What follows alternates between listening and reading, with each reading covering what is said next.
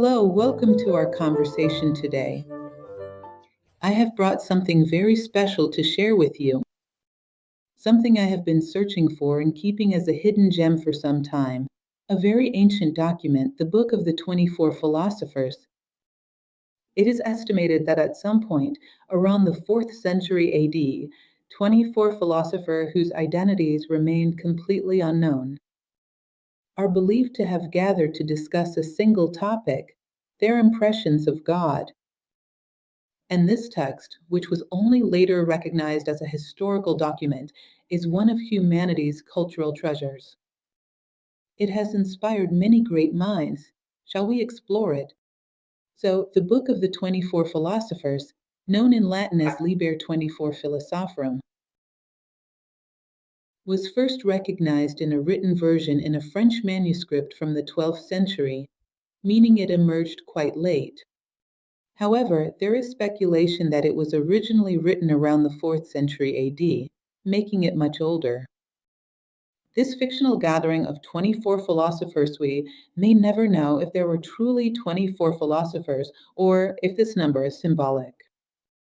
The number 12 is highly symbolic, as we well know, and so is 24. It is connected to the hours of the day and to the letters of the Greek alphabet. In other words, it may simply be a symbol, or it could have originated from a single author.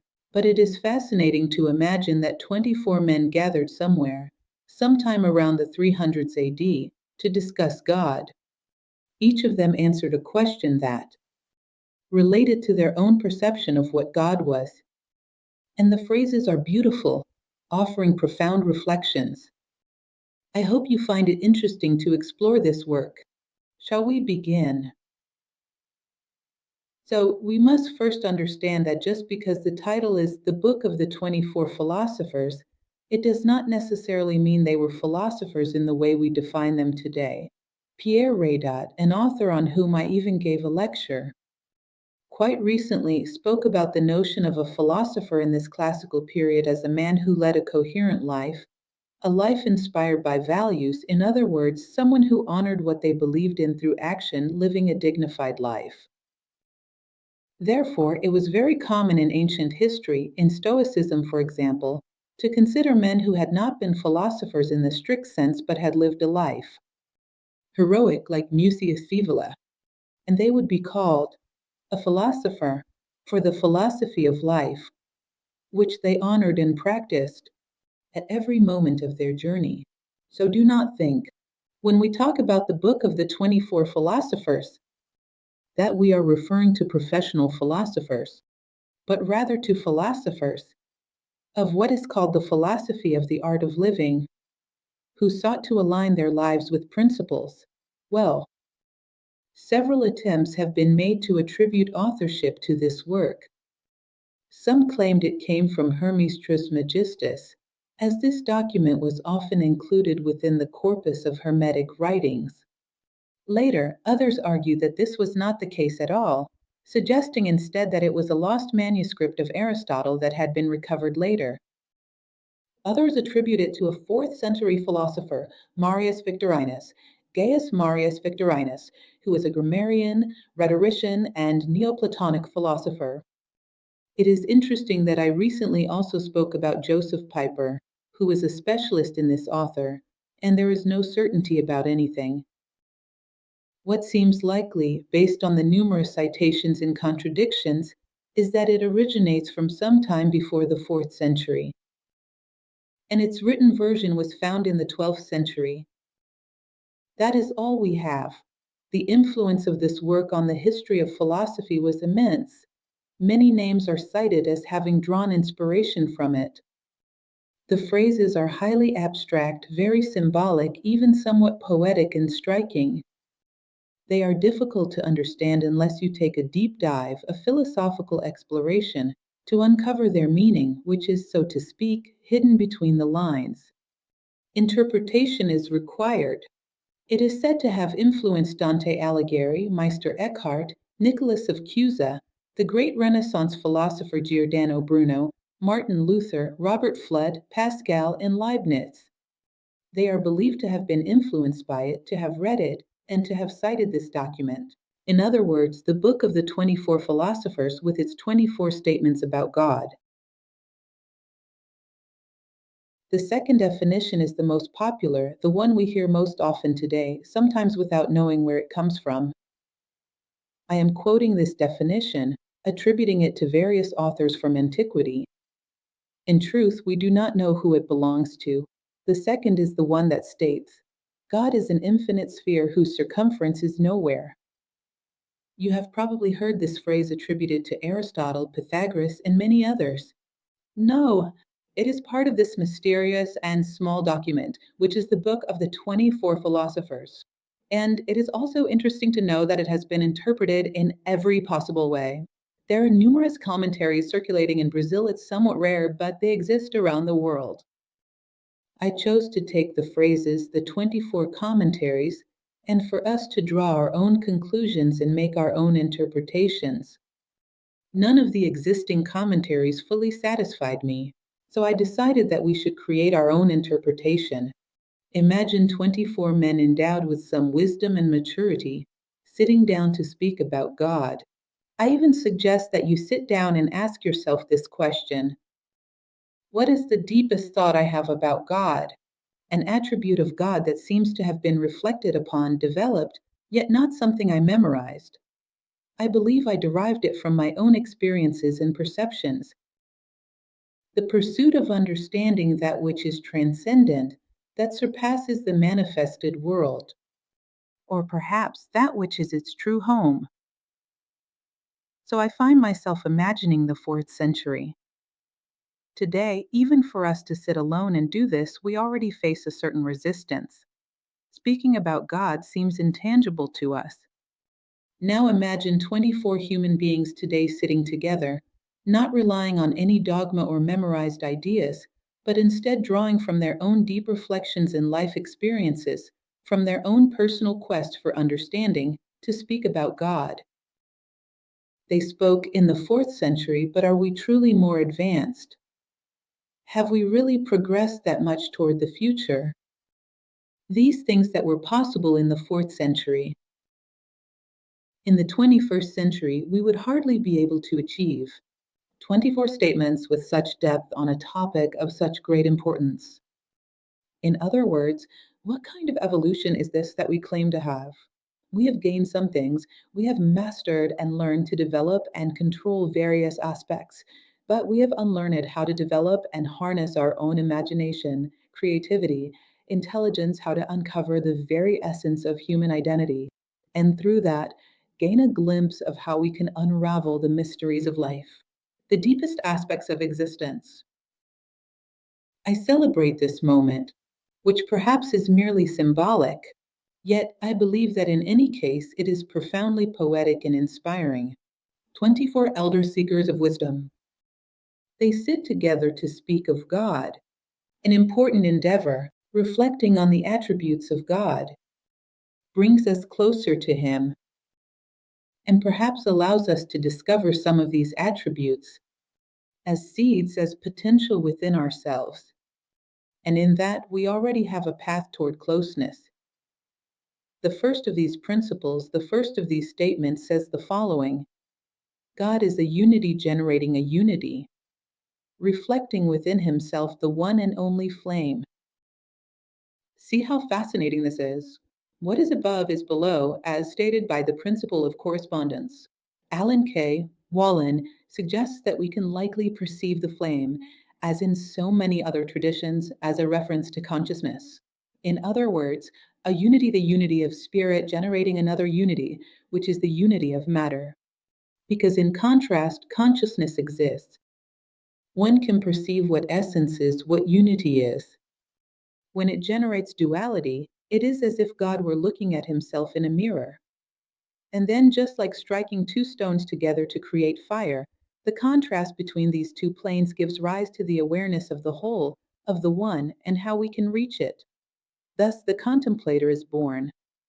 Thus, in Greek mythology, the muses are born. Thus, in all universal mythology, humanity is born. It is the human being who, through the development of consciousness, is capable of perceiving both spirit and matter. the transcendent and the immanent, the physical and the metaphysical. Thus, the flame is the consciousness awakening to its highest planes. From the clash between essence and existence, at a certain moment we moved beyond mere survival. We elevated our consciousness to receive. Oh, could it be that I am more than just a physical body? Is there something within me that perhaps exists above and beyond this body? We begin to perceive this deep threshold of the material. A threshold begins to emerge of our manifested planes. We begin to question essence, to question eternity. In other words, the flame arises in the manifestation of the universe. In the primordial duality, the flame emerges for humanity when one begins to suspect that there is more within them than just matter. And in the clash between these two planes, the known and the imagined, the envisioned gives rise to a reflective, transcendent consciousness capable of better understanding existence. We are here to perceive this flame within us and to leave behind matter at a certain moment. In other words, we descend into matter, experience this world, a reflective consciousness is born, and we encounter a contrast between the plane of being and the plane of existence. At a certain moment, perhaps we return home to this plane of being.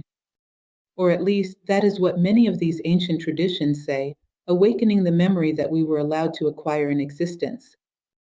In other words, we descend, we learn, and we return home. If we have not done this, it is a sign that we have not yet accomplished anything. If we do not descend into the world through the fleeting things of the world to learn something definitive, something solid, something real, something that time and space cannot take away from us, if we do not extract the essence of manifested life, to become a little better through that essence, in other words, to attain a bit of wisdom, if we have not even gained a single drop of it, it is a sign that we have not done anything yet. Life is still entirely ahead to be lived. Life has very little to do with time, that time measured by a clock. Thus, one unit generates another unit two planes. And from the collision of these two planes, consciousness is born. Moving forward, the second phrase states the following: God, an infinite sphere whose center is everywhere and whose circumference is nowhere. Once again, the principle of correspondence fits perfectly here. What is above is also below. Imagine a sphere. Of course, within a sphere, there are countless internal points. Imagine that each of these points is the center of a circumference. Each one of these points. What are these points within this sphere? These points are all the beings created in manifestation. We are one of them. What we call the cells of God, the cells of unity. Within the sphere of primordial unity, we are a point. And this point becomes the center of a circumference, which represents the circumstances, the life that gravitates around us. From the moment we expand toward this circumference, drawing from experience and perceiving things at a certain point, we must synthesize all of it back into the center. What have I learned from all these circumstances? Synthesizing it into the center as a lesson. In other words, we go out into the world and then return to ourselves. It is a return to our own being, coming back with our arms full of fruits. That is, the maturity that the world has allowed us to acquire, but which we now synthesize in the center. In other words, the circumference is reabsorbed by this point.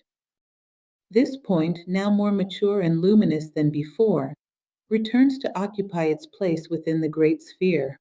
Then this circumstance, this illusory circumference that exists within us, disappears. It is once again synthesized into the point. This expansion vanishes, and this point, returning to its original dimension, comes back more aware, occupying its place within the unity in a wiser way. In other words, our science exists for us to learn from it and synthesize the center. To bring forth what Plato called essences, the golden seeds, synthesizing the learning of an entire life into this point, our center, our essence. And as a more luminous, more conscious point than before, we return to compose the sphere. We return to being a cell within this primordial unity. So this is the infinite sphere. The center is everywhere, and the circumference is nowhere. In other words, this sphere has no limits. At each of its points, there is a gravitational field, a circumstance where it moves, learns, and synthesizes within itself. This sphere is boundless. Over time, its points become increasingly luminous through the consciousness they attain. The third phrase is, God is entirely present in each being, in image and likeness. In other words, once again, the principle of correspondence holds great significance. You realize that many times it is almost like a holographic principle, where in a single point you have the synthesis of the whole. And it is very interesting to recognize that a single cell of our body reveals so much about us. In fact, if you take a strand of your hair and analyze it, you can extract a wealth of information about your body from it. In other words, within the part, there exists a miniature representation of the whole. Just like in fractal geometry, where each small fragment sometimes replicates the shape of the entire map. If you take a small section of a coastline, you will find a miniature version of the entire coast, of the entire territory, in other words, the miniature of the whole within the part. And then comes that Greek phrase from the time of Delphi, which said, "Man, know thyself, and you will know the universe and the gods." Do you know why? Because you are the miniature, you are a key. By deeply knowing yourself, you gain an understanding of the order of the whole. Know thyself, and you will know the universe and the gods. Precisely because the image of God is fully present, minimized in each integral part. The fourth phrase states the following: God is the mind that continuously generates an extended expression. And what does that mean? In the realm of ideas, we have already discussed this extensively, that at the beginning of the universe, according to Pythagoras and Eastern traditions, unity would transform into the primordial duality, spirit and matter. After 1 and 2 comes 3, which would be spirit, matter, and form. This element, which is form, is called the great cosmic library, the plane of ideas, the cosmic mind or Mahat, the source of all ideas, of things that will come into existence. Throughout the history of the manifested universe, they are all concentrated there. In other words, first comes the plan, the blueprint of the house, a piece of paper before building it with bricks and cement. There is the blueprint from the plane of ideas. In other words, God is this great cosmic mind, this plane of ideas, which generates an expression. This expression, which is the idea of all things that will come into existence, is continuously extended. And the shadows of these ideas in the material world will strive to correspond to the idea that created them. That would be evolution. So, in the plane of ideas, the cosmic mind generates the statement of all things and sustains this idea until it is projected and fulfills its trajectory in the world. In other words, until it has shape beings in manifestation. Using the principle of correspondence, what can we learn from this in our own plane? If we are capable of making a decision about our sense of life, about ourselves, our identity, and we sustain our idea, and live that idea with rhythm, we can reap its fruits in the world some degree of wisdom. This is the secret of will. In the mental plane, decision. In the physical plane, perseverance and consistency. And will is the chisel that sculpts man. So, if we use this formula, we are simulating creation in the realm of ideas and construction in the concrete realm, following this model. We build ourselves as an idea, as a decision, and with rhythm, we materialize this idea in our own existence. In other words, this is divine. And like all things, it also manifests in the human realm, and it gives us a valuable life lesson. Continuing, we have the fifth phrase. God is the one who is greater than anything that can be experienced. In other words, in the metaphysical realm, of course, ideas, and the pure intention that shapes them in this realm will, for a long time, be superior to the works left in the world. For example, in the realm of ideas, a pyramid is a perfect design, geometrically flawless. Then you get inspired and build a pyramid in the world. The Egyptians did this exceptionally well. It was highly durable, but one day it will cease to exist. Whereas in the realm of ideas, it is eternal. So, if through an experience we live, we synthesize an idea, the experience itself will fade away, it will perish, but that idea will remain with us forever. It is very interesting to realize that behind all created things, there exists a perfect idea. And if things are imperfect, it is because they have not corresponded or evolved enough to fully manifest that perfect idea. And that idea will remain. And if through our experience, through our living and reflection, we can synthesize a perception in the realm of ideas, then whatever we have built in the world will eventually fade away, no matter how well it was made. The pyramids will perish, our works will disappear, but the wisdom we have synthesized through them will endure. In other words, and it will always be greater than the works themselves. In other words, that great planner of the universe's ideas are always greater than anything that can be conceived through them. When they strive for perfection, at a certain point, they merge with that idea. Because in the material world, nothing is perfect, there are no absolutes. When something evolves to such an extent that it comes very close to the idea that generated it, it merges with that idea. According to this tradition and many others, because what seems evident here is a fusion, especially of Greek elements, and perhaps also an influence of Hermeticism. What appears to be discussed here is this evolution that lifts us beyond the material plane. When we perfectly align with the idea that generated us, the human idea, when we correspond perfectly to it, we transcend the manifested world because human perfection does not exist. In the world of the university, notice that what I have tried to do here is to present to you ideas about God. And as selves of God that we are, these ideas apply perfectly to humanity as well. Sixth phrase. God, in comparison to him, makes the essential substance merely accidental. And the accidental is nothing. In other words, compared to that element which generated and shaped the primordial essential substance, this substance is merely something transient, accidental. That which is accidental is what will be consumed by time. Our highest identity, that which we truly are, our essence, still has a flaw. It is separated from one another. Even if I were very profound and knew myself very well, which is not the case. But imagining that I did, I would still consider myself separate from you, from him, from others. This separateness makes our essence still limited. So it is a fleeting episode compared to what we will experience when we immerse ourselves in unity. If you observe what is said about the great sages throughout human history, they perceived unity even while being confined within a body, even while being separated from others by a body. They were able to transcend this illusion of the body and perceive the unity of all things.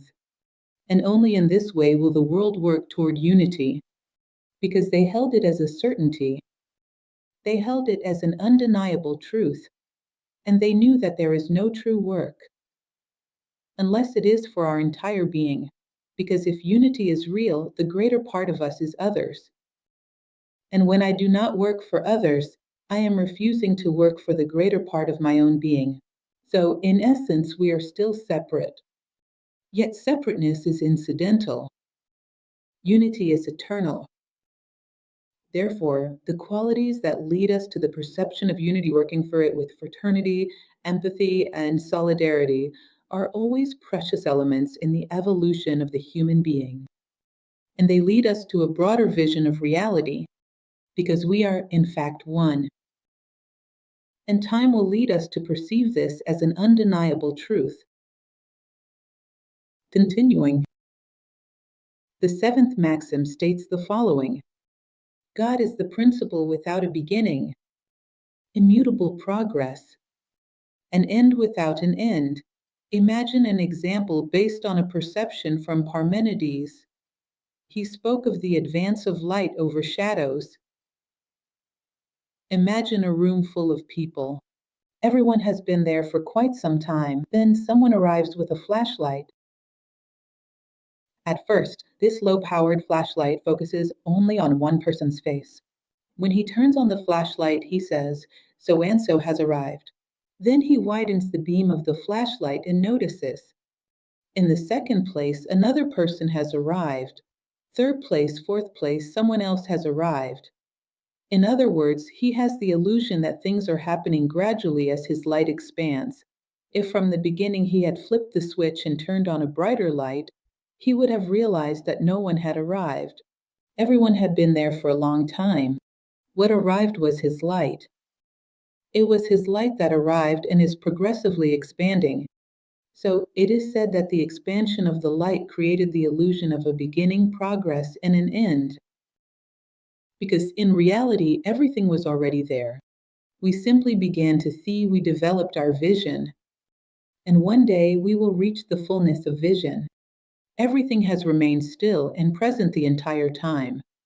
The only movement that exists is the movement of light over shadows. In other words, the movement of consciousness over the unknown.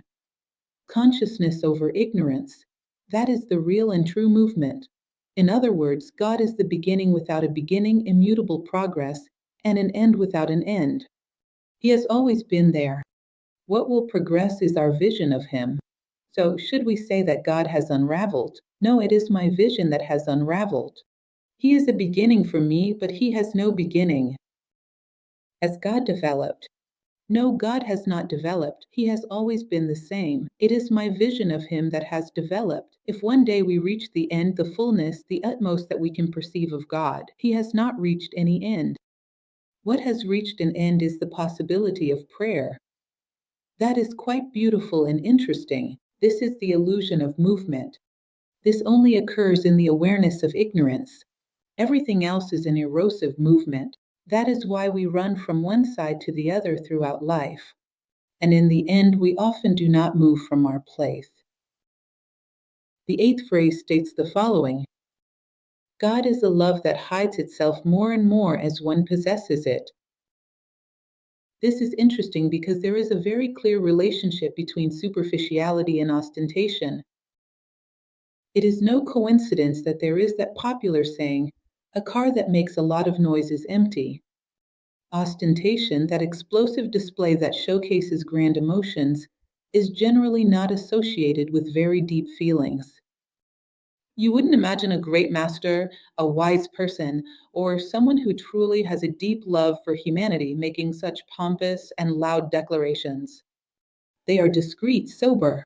In other words, the more love is possessed, the more discreet it becomes. It deepens, it integrates, it immerses itself into every cell of our body. And every cell of our body commits itself to benefiting others. Ostentation belongs to what is fleeting, passionate, and lacking transcendence, whereas true love is like breathing, serene and almost imperceptible, yet it permeates everything it touches, and it generates completeness.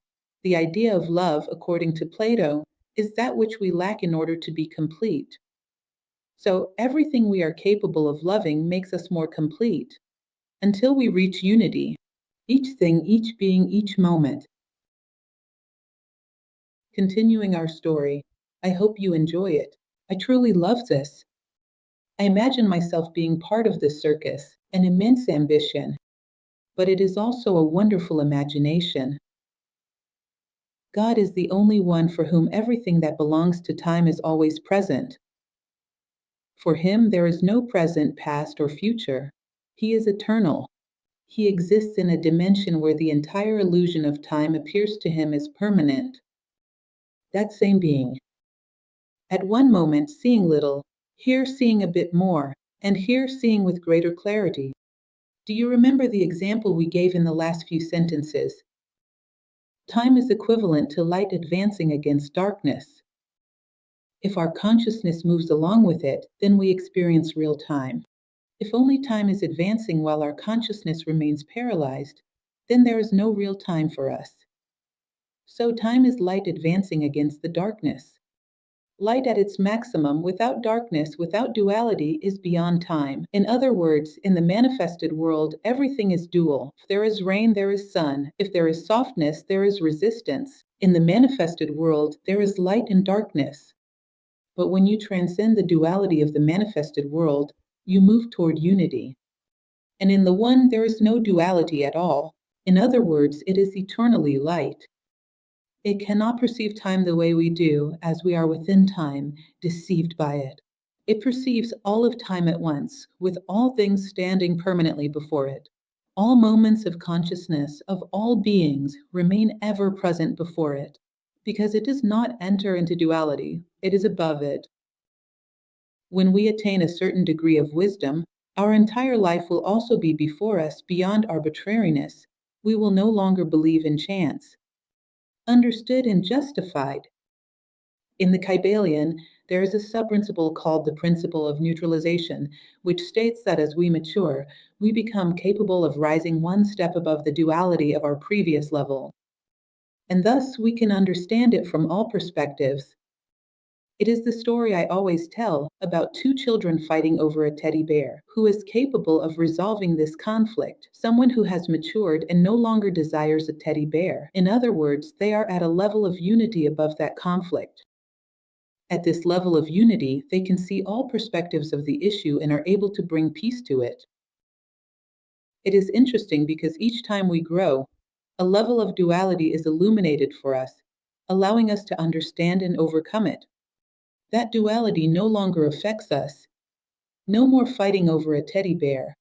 There will be other levels of conflict that will require new resolutions until we reach the peak of the pyramid, the ultimate unity, where duality no longer impresses us, and we see everything that belongs to time and space as if it were present before us, like an open book. Continuing, the 10th maxim, the 10th principle states the following: God. His power cannot be measured. His being cannot be confined. His goodness has no limits. In other words, he exists beyond the creation of manifestation. This realm where we are has limits. Space and time are dimensions, they are boundaries. One who is beyond the manifested world knows no limits, is not bound to a form. He exists in an abstract and infinite universe, in both time and space. He knows no limitations. When we recognize this, at least as a rational possibility, that it exists if the absolute exists for those who believe in it, whether we call it nature or God, and in this realm there are no limits, we begin to realize that the attributes of this God, this nature, which reside within us, if we desire them and become aware of them, they also begin to transcend our own limitations. Remember the biblical phrase, be perfect as your Father in heaven is perfect. In other words, is justice an attribute of God? Yes, it is. It also exists in potential within me. When I bring it from potential into existence, when I express it, it begins to overcome my limitations, because it comes from a realm where there are no limits. Is goodness an attribute of God, of unity? Yes, it is. Well, it exists in potential within me. I awaken it, cultivate it, and allow it to expand, and in doing so, it helps me transcend my limitations. In other words, by assimilating the attributes of unity, we overcome any form of limitation. We enhance our potential, surpassing this constrained reality of space and time. One interesting aspect of this phrase is when it says, His power cannot be measured, His being cannot be confined, His goodness has no limits. It reminded me of the old story of Aladdin and the wonderful lamp. 1001 Nights is an incredibly symbolic work. I believe everyone has probably suspected that. Aladdin represents the being who, out of illusion and ignorance, traps God inside a lamp. God is only there. By following a certain procedure, he rubs the lamp over God, who is only then not anywhere else inside that lamp, which he owns. And God serves only one purpose, to fulfill his wishes. But at a certain point, as this Aladdin evolves and matures, he lets go of his desires. When he relinquishes his desires, he sets God free. And he is no longer confined to that little lamp, that denomination, that belief. He comes to be everywhere. In other words, when we overcome our desires, we recognize God as a being without limits. Limited as we are, we project these limitations even onto God. We believe we own the only lamp in the universe that contains God. We impose limits on that which cannot be limited. It is only God. Continuing, the 11th maxim states the following: God, beyond everything that is also beyond everything that exists. In other words, he is an essence that transcends any form of existence. He is necessary for, that is, he follows the law of necessity and remains solitary in his self-sufficient abundance. This is quite interesting. He is beyond everything that exists. Why? Because everything that is in reality is not, it merely exists. And existence is fleeting. It is an illusion. He is. He does not merely exist. Therefore, he must be above all things that exist. With his attributes, he is complete and abundant. In other words, the attributes of unity make it absolutely self-sufficient. When we bring these attributes to light within ourselves, we also become increasingly complete and self-sufficient. In other words, we do not seek others to drain them, to take something from them. We seek them to give. That is, if God is complete, overflowing, and self-sufficient with his attributes, we realize that these attributes also exist in potential within us. Just as God depends on nothing but only gives of himself, we too begin to develop this kind of generosity. We overflow with these attributes and seek others solely out of generosity. We are no longer beggars, no longer mere patients. We become healers. We begin to tend to the world's pains on this more subtle level, since nothing is lacking within us, since we overflow. Because the fundamental law for all beings is to grow. Plants grow as plants, animals as animals, and human beings as human beings. And certainly, to grow is always to come closer to perception, to the illusion of the world, and to the reality that lies in unity, where all things are in truth only seemingly separate parts of a single being. As if you were to reach the edge of a beach and draw a groove in the sand with your finger, then draw another groove with your finger and say, "There are two grooves." Soon a breeze will blow, and you will see that it was all just sand.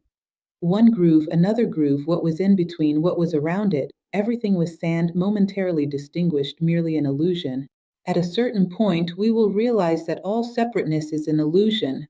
Therefore, the call to unity is what is necessary for us to evolve. Therefore, God is the necessity. Gibran has a moment where he speaks about something very similar to this. You are my necessity. By giving me of yourself, you give me everything. In other words, he is the necessity that must awaken within us. The necessity of unity causes any other desire to gradually fade away. It asserts itself and fills our lives. I increasingly need to integrate the whole within myself. I increasingly need to ascend toward the pinnacle of presence. Continuing, the 12th maxim states the following: God, whose will is equaled by divine power and wisdom. In other words, God with three attributes: will, power, and wisdom. He only mentions these three, but in reality all attributes, all virtues are within him. And they are equivalent, they are balanced. Will, power, and wisdom. Why are these attributes in God so powerful? He is capable of accomplishing and sustaining all his purposes. He is able to see meaning in everything at every moment. In other words, he is the one who grants meaning to all things. Now notice, this divine attribute also exists in potential within us. We are also capable of accomplishing and sustaining our intentions, our dreams. In other words, we are also capable of will. We are also capable of seeing meaning in everything at every moment. That is wisdom. We are capable of sustaining our goals over time. That is power. When we begin to accomplish these things, we gradually start to develop these powers. Virtues, when we reflect on them, we sometimes think that justice is superior to love, or that love is above all. But no, all virtues are equally necessary. Virtues are tools of goodness. Each stretch of the road we travel will require a different virtue, but we will need them all. And we realize that God, whose will is equated with divine power and wisdom, also instills in us the possibility of will, which makes the path inevitable. The power that enables us to sustain our journey, and the wisdom that allows us to learn from everything that crosses our path. When we do this, we gradually attain a deeper closeness to the attributes of God. The day we fully achieve this will be the day we integrate into unity. It is a distant day, a goal, perhaps a remote objective. But if we connect with it, it already illuminates us where we are. Continuing, the third maxim states the following: God is eternity acting within itself, without division or end. In other words, God is an eternity within all things, without dividing them, without separating them, without decreeing an end, nor beginning. Within the Indian tradition, it is called the thread of Sutratma. All things in the manifested universe are like beads on a necklace, of different sizes, of different shapes, but all of them are beads. And through all the beads of this necklace passes a single thread, a sutratma, which permeates all things, unites all things, does not divide them, nor does it consider that at any moment it begins or ends. It moves through all beings. It is eternity acting in the heart of time, unifying all things. Everything can emerge from a being whose consciousness has touched eternity. Interesting. From this eternal being, all these multiple beads of the necklace have emerged. When our consciousness brushes against eternity, we too become capable of generating almost infinite forms, like the shapes of the beads in this necklace. In other words, coming into contact with that which truly is grants humanity a vast potential in existence. He becomes a pontiff. He perceives within the realm of ideas, and now he can sculpt infinitely in the tangible world. And this is how men become Greek. Continuing on, I hope this is not becoming too complex. There is always a point that can resonate within us, and nothing is truly inaccessible. Remember that the effort to understand is also a merit. The 14th maxim states, God is the mediator of what exists and the opponent of nothingness. So, it is as if you imagine those grooves in the sand that I mentioned. God is the one who mediates all these grooves to reveal that the space between them does not truly exist. In reality, they are one and the same. He opposes only one thing, the void, nothingness. Since he is everything and is in everything, there is no space for nothingness. As Parmenides would say, the universe is a fullness where being touches being. There is no void. Everything is filled with this reality, with this unity. Thus, he permeates all things that exist. He is both the things themselves and that which permeates them. He only opposes. Nothingness is an illusion, a fiction. It is nowhere. Wherever our imagination, our intelligence, and our senses can reach, there is God.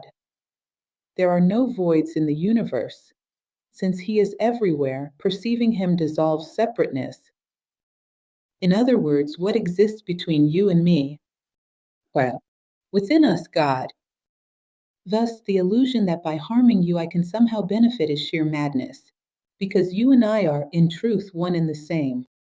It is what happens on part affects the whole body. It is a continuum where touching being, as Parmenides said, is perception.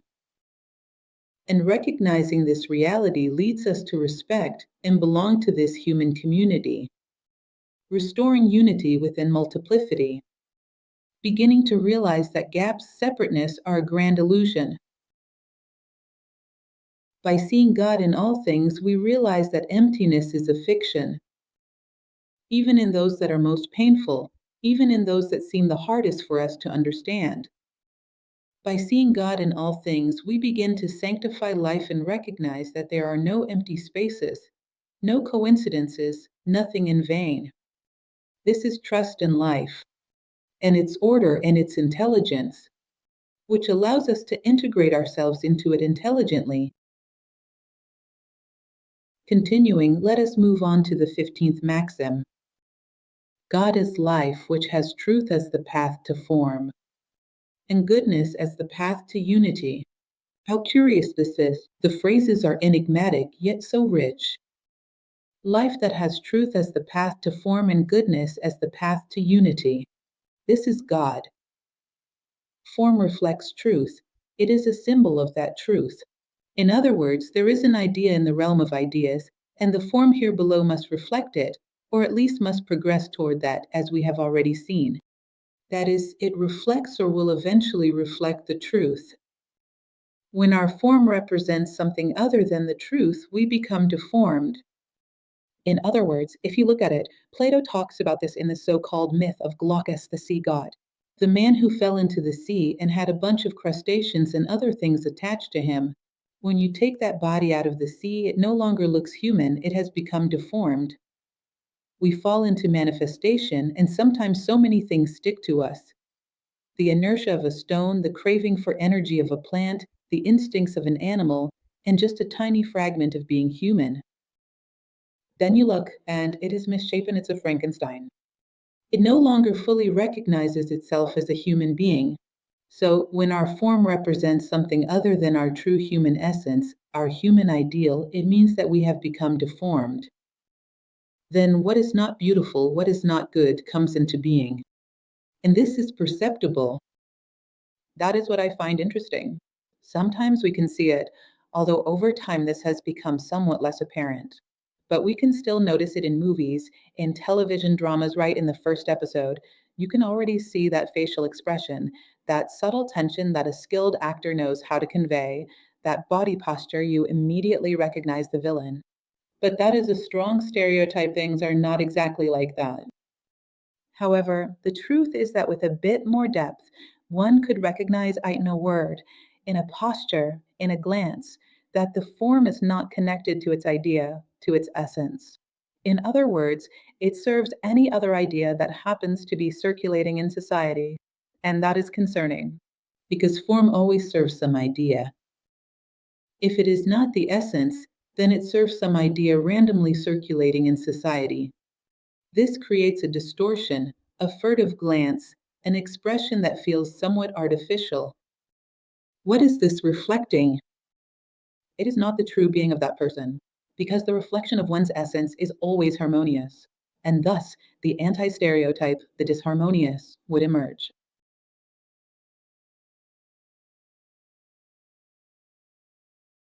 Goodness is a composition of various virtues, including fraternity, solidarity, and empathy. When we practice these elements, kindness, solidarity, empathy, and others, we begin to move toward unity. In other words, kindness is the path to unity. These virtues dissolve boundaries. A fraternal person perceives less distinction between what belongs to them and what belongs to others. They bring benefit to both oneself and others. These virtues, which are byproducts of goodness, gradually dissolve boundaries and bring us closer to unity. Recalling what Plato said, that goodness is precisely what unites. Therefore, the practice of goodness keeps us more united within, fostering harmony, and more united externally, enhancing coexistence. So, returning to the phrase, truth is the path to our form, and form should reflect truth. And goodness is the path to unity because goodness unites, and all actions that stem from it do as well. Notice how interesting this is. While we are speaking about the attributes of God, we are also unfolding insights from within these divine attributes. Very important lessons about life, about our daily lives, about today and tomorrow. This clearly shows us that the idea of us all being contained within God, of knowing Him, of knowing ourselves, is not mere theory or poetry, it is a reality. With these phrases that these generous philosophers from 17 centuries ago left us, we understand a little more through them about God and consequently about ourselves. It is a gift, a precious gift. Maxim number 16 states the following: God, the one who alone cannot be defined by words, due to his prominence, nor comprehended by the mind, for he is incomparable. In other words, words always exclude. To confine God within a word, it is somewhat absurd. If I say that God is red, then he is not blue nor yellow. The blue and the yellow are outside of him. He becomes limited. There are things outside of him. He ceases to be absolute. Any word in which you try to confine him will limit him, and he ceases to be. In other words, you cannot fit God inside Aladdin's lamp. That which is metaphysical, that which is spiritual, does not accept limits. Therefore, let us stop arguing over the names of God, because no name encompasses the full reality of God. God is something perceived beyond and behind words. Thus, words always exclude what is. Something ceases to be something else, and God cannot exclude anything. Words are mere conventions. Our vocabulary is merely a set of conventions, and they are too small to contain God. The mind divides. In other words, God cannot be understood because he is incomparable. The mind divides and compares in order to understand. I want you to explain to me what this pen is. Or if I am going to explain it to you, I will say that it is thin. I will say that it is not wide. It is transparent. Well, then it is not opaque. You eliminate everything that it is not in order to imagine what it is. But outside of God, you cannot eliminate anything, because everything is within him. How can the mind function in this way? I compare this pen to this cup. The pen is thin, the cup is wide. But what can God be compared to if everything is within him? Therefore, practical reasoning, the practical mind, faces many difficulties. It is impossible to conceive what God is, because the mind divides, compares, and excludes in order to understand. These three operations cannot be applied to the absolute. Understanding each thing in a way that includes rather than excludes. This is one of the ways we can practice this principle. In other words, I will seek to understand this element without looking for the flaws that separate me from it, but what exists in him, which if it existed in me would be excellent, and what exists in me, which if it existed in him, could also benefit him greatly. In other words, seeing things with an intent to include. The critical perspective we have on everything tends to seek exclusion. It focuses on the rough edges rather than the points of connection. Always strive for inclusion and move closer to the archetype of God, to the idea of God, which always includes. It includes all things. The 17th maxim states, God is the understanding of only himself, free from predicates. Instead of saying, he is this or that, we say, he is in essence. These attributes, these predicates are incidental. He is in essence a divine self. He is before. From that being exist, the this and that are attachments. And the identification with predicates, with attributes, with adjectives, gives rise to prejudices and exclusions. In existence, we are one thing or another. What we truly are does not depend on any predicate. What we are is akin to the body of which we are a part. And God has no need for any predicate. He contains within himself all possibilities. It is our essence as well. When we connect with this essence, we realize that we are capable of generating all forms, all predicates. A predicate does not limit us. Today I am slow, tomorrow I am fast. Because I am neither of these things. These are moments, circumstances. I can move between one and the other when I find that which is beyond both. Therefore, do not freeze yourself or others in place. He is a certain way. No, that is unfair. He is in a certain state. Tomorrow or later you may see him, the one you once called slow, passing by you like a jet plane. Do not limit a person. He is not merely his essence, and that essence can manifest in multiple ways. As you come to perceive it, you have this power over forms. You become the master of forms. They do not define you, they serve you.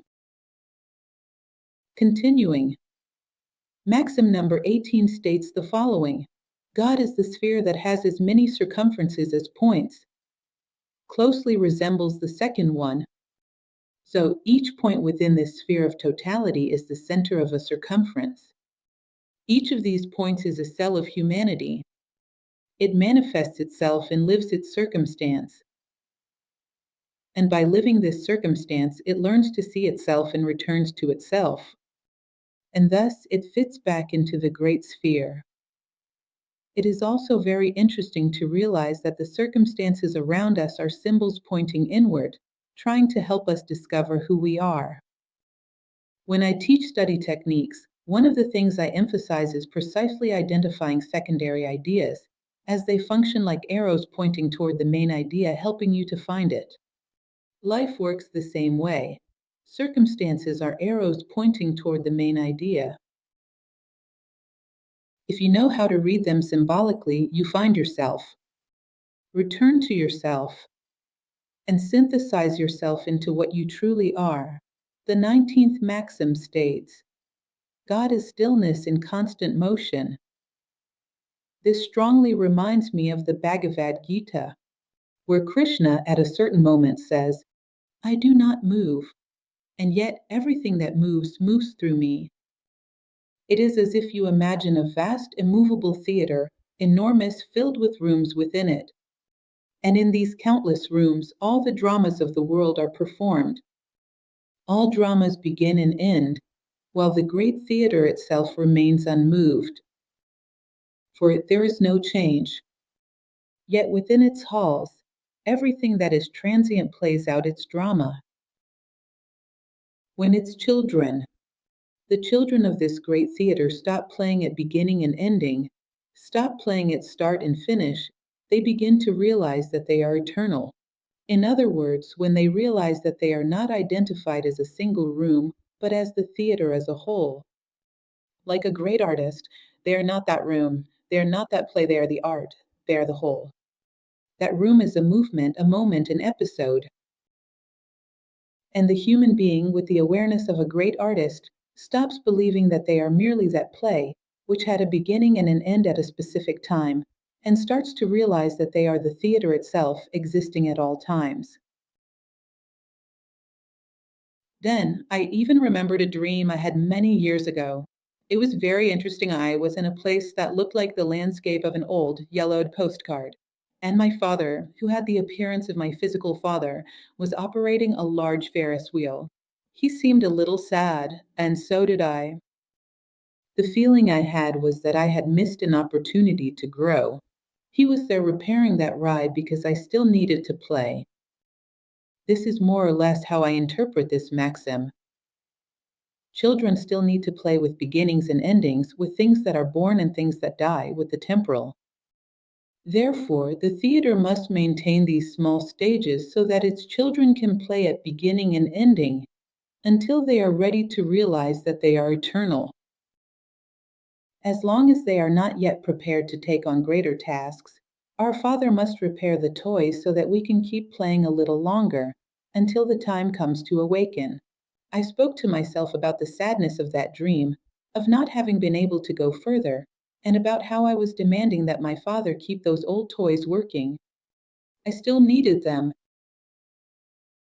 Moving forward, the 20th maxim states the following: God is the one who alone lives by his own intelligence. Enigmatic, isn't it? There is a passage in the Kybalion that discusses something and gives an example that I find very interesting. It compares Shakespeare and Othello. It is evident that Othello exists within Shakespeare. What? Shakespeare is not inside Othello, he is much greater. He contains Othello and countless other possibilities. This is how the whole relates to its parts.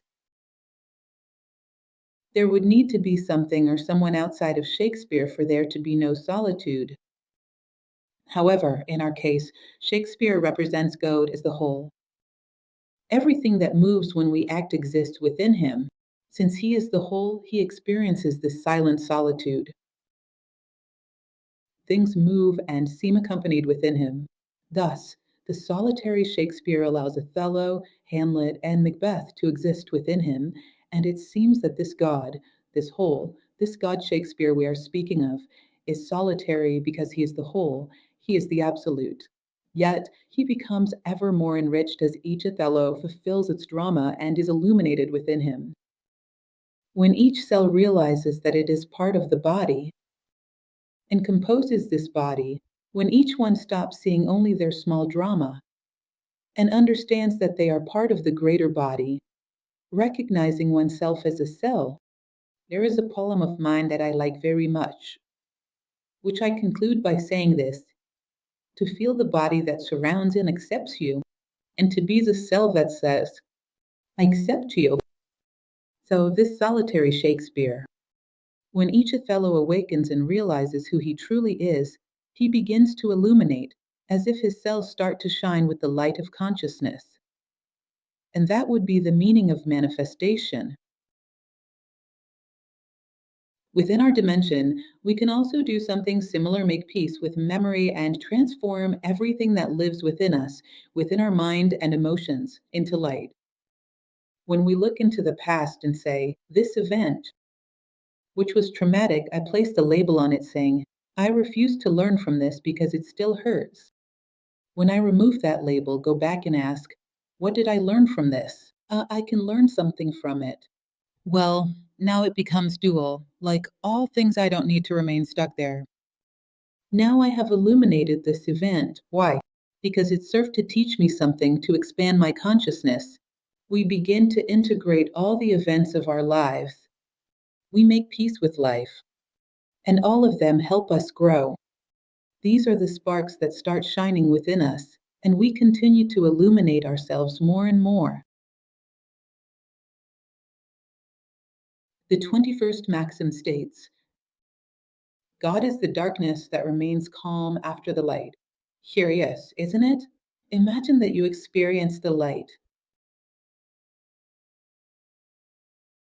Did you like it? I think it's hard not to like it. Someone who has lived in deep darkness and suddenly experiences light, it's hard not to want more. I remember an occasion not long ago when I watched a film that depicted the first time people saw electric light. The first time they experienced electric light, that sense of wonder. Of course, no one wanted to live by candlelight anymore. Everyone now wanted to incorporate it into their lives. In other words, they saw the light, they liked it. Now comes the darkness. Now work to keep it. Work to attain it again. Work to always have it with you. In other words, keep walking and this light will last longer. Keep walking and it can shine even brighter. Keep walking and it can be eternal.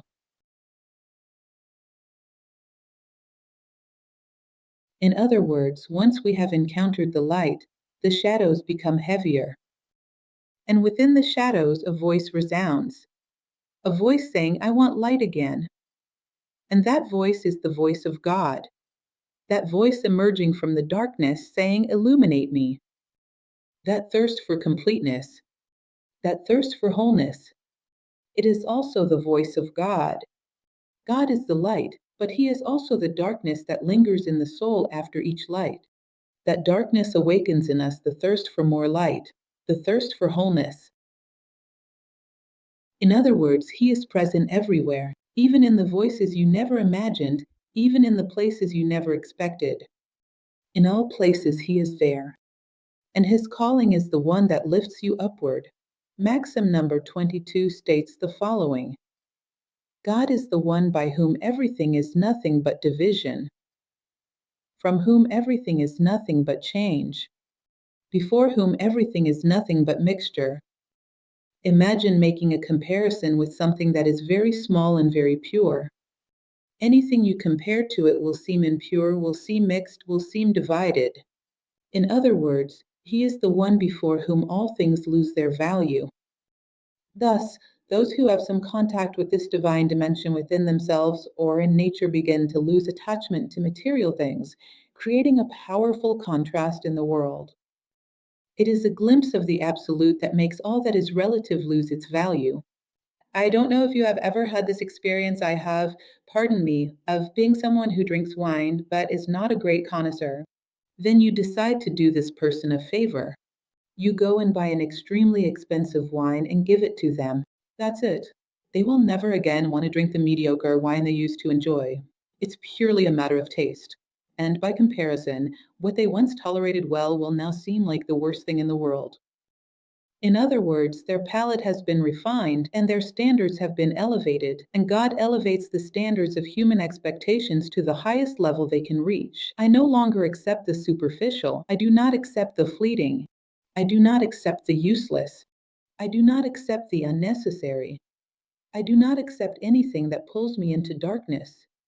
A powerful contrast that calls the conscience to rise. We begin to thirst and hunger for the absolute. I was reminded of a quote often attributed to Leonardo da Vinci, which says the following: once you have experienced flight, you will forever walk the earth with your eyes turned toward the sky, for there you have been, and there you will always long to return. There's no way around it. Once you have touched something of such full and absolute quality, you have fallen into the world, and you will get a stiff neck from looking up so much. A longing will be born within you, and forward you go, because you have experienced a contrast that diminished everything you had before, the superficiality and the little value that things truly have. Now you want to grow. Now you want to fly. Maxim number 23 states the following: God is the one who is known by the mind, only by not knowing. This is interesting. It seems enigmatic, but it is so simple. You can only recognize something as sacred, as divine, if you practice the Socratic phrase, I only know that I know nothing. Plato also said that the greatest obstacle to wisdom is precisely believing that we already know. In other words, when the mind limits itself and says, look, I can't go further. I know there is something more, but I can only reach this point. It begins to awaken other potentialities. Intuition, imagination. Humans start to develop other ways of perceiving reality, not just the method of dividing and comparing that the mind provides us. The mind is wonderful, but it is impossible to understand the absolute with something that divides. There are other tools for human knowledge. A person begins to awaken new perceptions when the mind has the humility to say, I don't know everything, when it does not close itself off by saying, what I cannot see does not exist. I always use it as symbolism. Without intending to diminish anything, symbolism does not take away from anything, nor am I saying that this is not historical. But if you consider the story of Joseph and Mary, there is an interesting symbolic perspective there, isn't there? If we associate Joseph with the mind and Mary with intuition, the mind would not have the divine within its home. It must accept that intuition preserves it on its own. Then it must welcome this divine presence into its home and claim it as its own right. It must accept that Mary, or intuition, conceives on her own. The mind, at a certain point, must acknowledge, I do not conceive the divine, but there are other potentials that indeed can conceive it, and once it has been conceived, I accept it. Beautiful, isn't it? Very interesting. And we are increasingly bringing to light our latent powers, our potential to comprehend the whole. We no longer need to break down and dissect reality in order to understand it, because through this method, we do not come close to the absolute, to the one. And finally, the last one, 24. God is the light that does not shine by refraction, that passes through all things, and is still pure divine form in all things. In other words, it remains pure divine form in all things. It does not refract, it penetrates all things. And even if things are greatly degraded, highly polluted, it passes through them absolutely beautiful and pure. It is pure divine form within things. It penetrates and permeates all things without being tainted. This reminds me a little of the symbolism of the white lotus. The lotus that pushes through the earth at the bottom of a lake, that muddy soil, then rises through the water, which is also very dirty, very polluted, sometimes even a swamp. Then it passes through the air, and it fully opens its petals pure and white toward the sun. And its heart is also the sun. In other words, it does not allow itself to be contaminated by its surroundings and awakens pure. That is why it is such a revered symbol, especially in Eastern cultures, particularly in Buddhism. So it represents that element which passes through all things without being tainted. In other words, God is precisely this capacity, like that ancient thread of the Sutratman, which we have spoken about before. Man cannot even pollute his essence, no matter how much he degrades himself. He may completely lose contact with it, but he cannot corrupt it. When he seeks and finds his essence, it remains pure and radiant, no matter how low the paths he has taken may have been. I deeply appreciate the Indian tradition because it speaks a lot about this. And there is always the possibility for man to take the path back. One of the most beautiful books I have ever read in my life, an Indian epic called the Ramayana. The one who wrote it, Valmiki, who became a saint, a noble hermit, a rishi. Valmiki was originally a highway robber. In other words, even as a highway robber, his divine essence remained pure. When he turned to it, he found it untainted by anything his ignorance had been capable of doing. It is very beautiful. In any case, it is also a source of hope. We know that what we hold most precious, with the necessary effort, we can cleanse that pearl we once plunged into the mud, and it will still remain a pearl. I truly appreciate these passages. They reveal to us, beyond their beauty, an extraordinary boldness of imagination. What a human being is capable of doing if he sets his mind to it. Human beings have the ability to, by searching within themselves for their best, discover some of the attributes of God. The beauty of these phrases shows us that there were men in the past who dared, whose boldness carried across 17 centuries to reach us. And they offer us these visions, allowing us through their eyes to see so much more. Men who found their fulfillment in this way and who help us through their example to show how great we can be and how far we can see. There is this possibility that by seeing ourselves more clearly, we may increasingly glimpse, through the divine attributes within us, God Himself. The principle of correspondence. Know yourself and you will know the universe and God. May this serve as an inspiration for you. May you read and reread these attributes along with the explanations we have provided, and may you begin to see them as a prism. These 24 ancient philosophers reveal 24 aspects, but there are many more, countless others. And this path of inquiry and reflection remains open. There is still much that we can add. Thank you all very much, and a warm embrace.